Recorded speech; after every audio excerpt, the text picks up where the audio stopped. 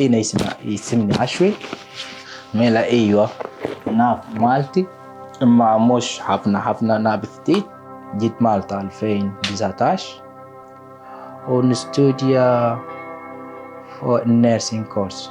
اشتقت نتعلم مالتي، أحب نتكلم مع الناس، مش كلهم مالتيين يعرفوا إنجليز.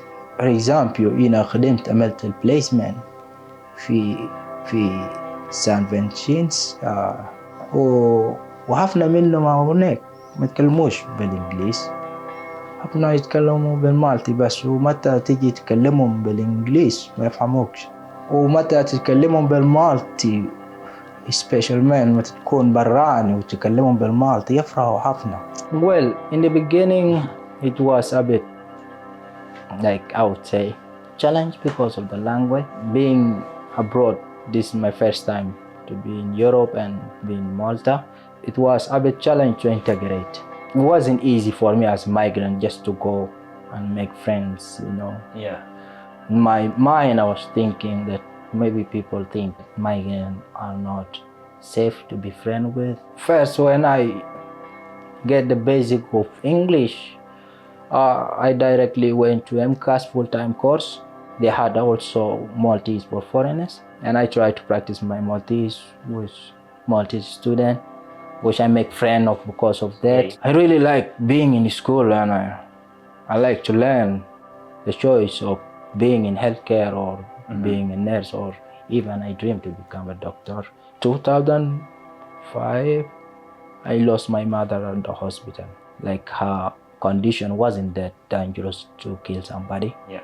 And because of that, I decided that going to study and become that and try to help those people who really need help and they don't have somebody who can help them.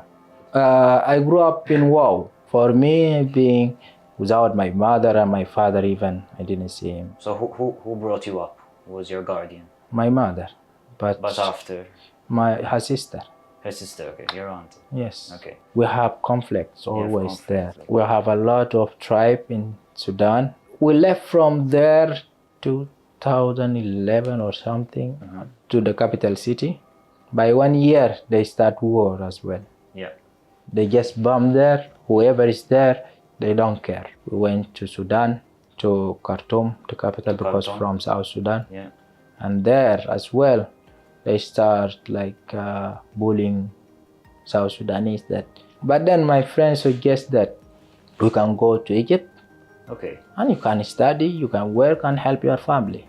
So how old were you when you fled to Egypt? So when we went there, like 12. you and you were with your friend? Yes. And your friend was older or 14, 14? 15. And you decided, you and I, let's go Let's to Egypt. We go by desert as well. Oh, there is no trees, there is nothing. It's just sandy, and no food, no water. No water? Yeah, your water finish early. So how many days? It took us like 1.5 days after the water finished. From Khartoum to Egypt we make it, but from Egypt to Libya we didn't know. A lot of people didn't make it. I tried to save money to go back to school at Egypt, but it was more difficult. I've been to Egypt like 2 years, and we tried to go to Libya, and we've been cut there. We're around 120 people. 120 people? Yeah. And how were you crossing? Did you have a car? Or No, walking. You can even walking as well.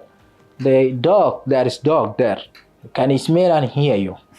And then when they start barking, then they start shooting randomly for you to know where's your location when you run. They held you in a detention center? It was soldier. First, you have to spend all your money there. They say these people, they are rich. They are going to Europe. So let the money that they are going to pay to go to Europe, now they have to spend it here. I have a small phone, we call it Nokia. Yeah. Sell it out, sell the shoes out. You sell a lot of things that you have them just to survive. But then how did you escape? We didn't escape. No? They returned us back to Egypt. After that, I tried second time, where most of people die and we get in. But that period, just to go out from that is the most challenging. How many years did you spend in Libya? 2 years, I believe. 2 years. Well, people used to say during Gaddafi it was safe. But in our time when we were there, it wasn't. Because first, when to come into Libya, every single step you step in, it was dangerous, it was risky for you. You cannot just walk on the street. In the first 2 cities that I went in Libya, I got caught twice. And I ran out from there. But it took me like days to figure out how to go out from there. 1 year, I moved from Tobruk, I went to Tripoli. And then I came to Sobrata, where I started moving by the sea to come to Malta. From there, I go twice, 2 times they catch me in the sea. Twice? Yes. Oh, wow. In the first, we have to go to inside there. It's not a prison, but it's like a prison, as you're saying. It's a prison for us. Yeah.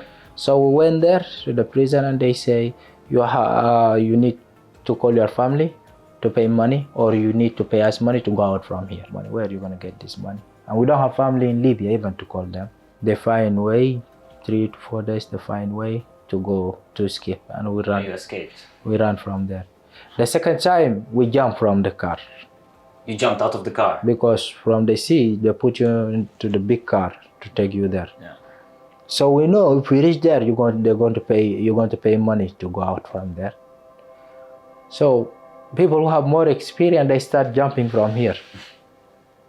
And when 2, 3 to jump, everyone will start jumping. Yeah.